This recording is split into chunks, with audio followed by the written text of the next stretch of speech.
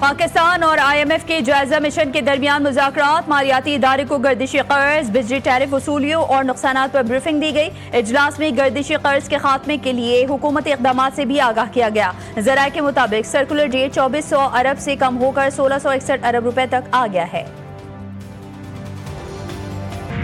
آزاد کشمیر میں عوامی action committee کا احتجاج پرتشدد شکل اختیار کر گیا۔ وزیراعظم شہباز شریف کا آزاد کشمیر کی صورتحال پر گہری تشویش کا اظہار، شہریوں سے پرامن رہنے کی اپیل۔ مذاکراتی کمیٹی کے مظفر آباد میں جوائنٹ ایکشن کمیٹی سے مذاکرات۔ احسن اقبال کہتے ہیں وزیراعظم کی ہدایت پر عوامی ایکشن کمیٹی کے مطالبات سنیں گے، مسائل حل کرنے کی بھرپور کوشش کریں گے۔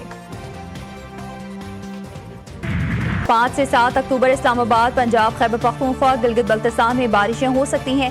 NDMA کا ملک بھر میں بارشوں کا الرٹ جاری۔ دریائے جہلم، راوی، ستلج کے بالائی علاقوں میں بارش کا امکان۔ خیبر پختونخوا کے مختلف اضلاع میں گرج چمک کے ساتھ بارش کی پیش گوئی۔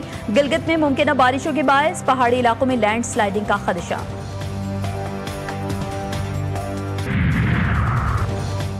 Tropical cyclone warning centre Karachi کا چوتھا الرٹ جاری۔ بحیرہ عرب کا کم دباؤ شدت اختیار کر کے ڈپریشن میں تبدیل، 440 کلومیٹر جنوب میں موجود تھرپارکر، عمرکوٹ، بدین، ٹھٹھہ، سجاول، ٹنڈو محمد خان اور کراچی میں بارش کا امکان۔ سندھ کے ساحلی علاقوں میں سمندر کی لہریں بلند اور موسم خراب رہنے کی پیش گوئی۔ ماہی گیروں کو 3 اکتوبر تک گہرے سمندر میں نہ جانے کی ہدایت۔ اسلام آباد پریس کلب پر پولیس کا دھاوا، اہلکاروں کے صحافیوں پر تشدد۔ نیشنل پریس کلب اسلام آباد کے باہر عوامی ایکشن کمیٹی کے متعدد کارکنان گرفتار۔ اسلام آباد پولیس عوامی ایکشن کمیٹی کے کارکنان کی گرفتاری کے لیے پریس کلب میں داخل ہوئی۔ گرفتار کارکنوں میں خواتین و وکلاء بھی شامل۔ وفاقی وزیر اطلاعات عطا تارڑ کا واقعے کا نوٹس۔ پریس کلب میں پولیس کے داخلے کی تحقیقات کا فیصلہ۔ وزیر مملکت برائے داخلہ دلال چودھری بولے کچھ لوگ باہر احتجاج کر رہے تھے، انہوں نے پولیس کے ساتھ ہاتھا پائی کی، ان کے کچھ لوگ بھاگ کر پریس کلب کے اندر گھس گئے۔ IG اسلام آباد کو پولیس اہلکاروں کے خلاف کارروائی کی ہدایت دی ہے۔ پنجاب کے عوام کی تذلیل پر جواب دینا میرا کام، معافی نہیں مانگوں گی۔ وزیر اعلیٰ پنجاب کا 2 ٹوک جواب، کہتی ہیں سیلاب میں لیکچر دیے جا رہے تھے کہ عالمی امداد کیوں نہیں مانگتے، اب بس کر دیں تو ملک کو آگے بڑھنے سے کوئی نہیں روک سکتا۔ مریم نواز اگر پنجاب کے عوام کی عزت نفس کی بات نہیں کریں گی تو اور کون کرے گا؟ شمالی اور جنوبی پنجاب کی تفریق ڈالنے والے عوام کے دوست نہیں، پنجاب کے تمام شہروں کو بند مٹھی کی طرح جوڑ کر رکھنا چاہتی ہوں۔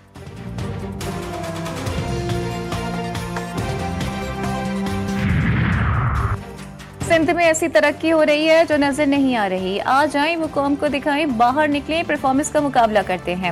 وزیر اطلاعات پنجاب کا شرمیلا فاروقی کو مناظرے کا چیلنج، کہا پیپلز پارٹی کی سندھ میں 17 سال سے حکومت ہے، مریم نواز کی پنجاب میں حکومت کو 2 سال بھی مکمل نہیں ہوئے، آپ 17 سال میں اپنے 17 عوامی فلاح کے منصوبوں کو گنوا نہیں سکتے۔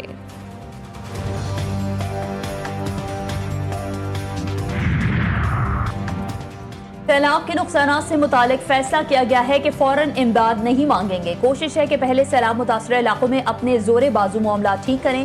وفاقی وزیر خزانہ محمد اورنگزیب کہتے ہیں جب مکمل نقصانات کا اندازہ ہو تب عالمی برادری کے پاس تعمیر نو کے لیے رجوع کریں گے۔ چین اب بدل چکا ہے، 14 سال پہلے جب آیا تو بالکل مختلف تھا۔ چین کا مستقبل تابناک جنگوں نہیں، معاشی ترقی کا سوچنا ہوگا، سب کو ایک دوسرے کی خود مختاری کا احترام کرنا ہوگا۔ صدر مملکت آصف علی زرداری کا چینی ٹیلی ویژن کو انٹرویو، کہا چین کی معیشت مضبوط ہوئی، عوام خوشحال اور مطمئن ہے، ترقی کا حق سب کا ہے، چین کے ساتھ ہمارا تعاون اب خلا تک پہنچ چکا ہے، زرعی شعبے میں چین کے تجربات سے استفادہ کریں گے۔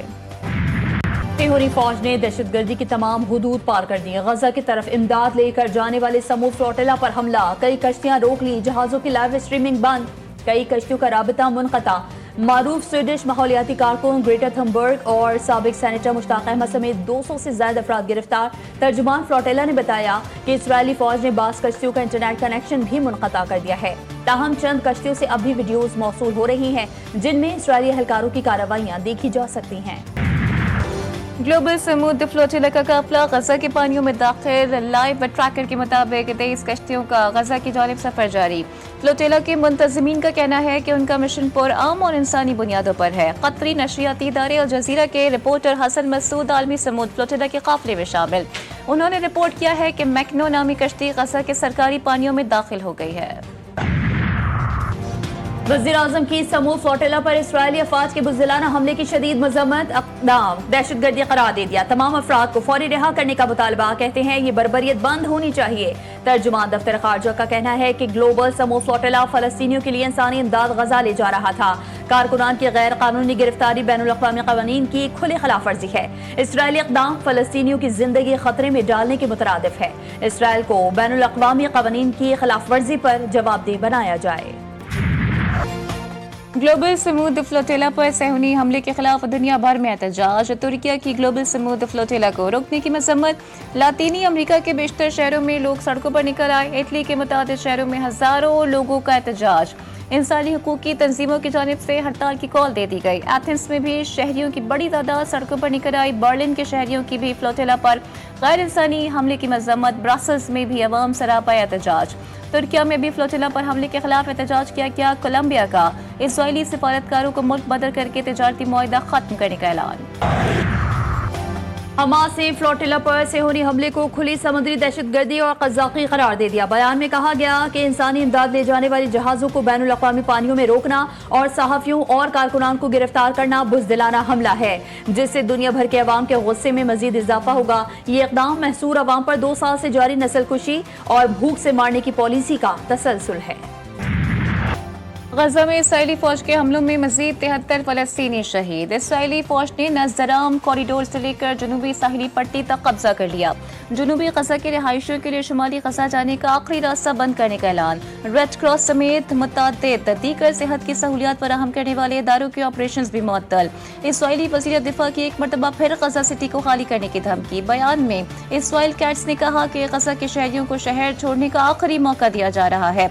जो गजा सिटी खाली नहीं करेगा उसे दहशतगर्द तस्वर किया जाएगा। कायम मुकाम सदर मुमलिकत सैयद यूसुफ रजा गिलानी कहते हैं इसराइल के हवाले से कोई फैसला किया ना करने जा रहे हैं। हम इत्तेहादी ममालिक के साथ मिलकर चल रहे हैं। वज़ीर आज़म पार्लियामेंट को एतमाद में लेंगे। इख्तिलाफ़ राय जमहूरियत है, आइन के मुताबिक काम करेंगे। खारिजा पॉलिसी वफाकी हुकूमत का इख्तियार है। वफाक ने तय करना है कि मुल्क की क्या पॉलिसी होनी चाहिए।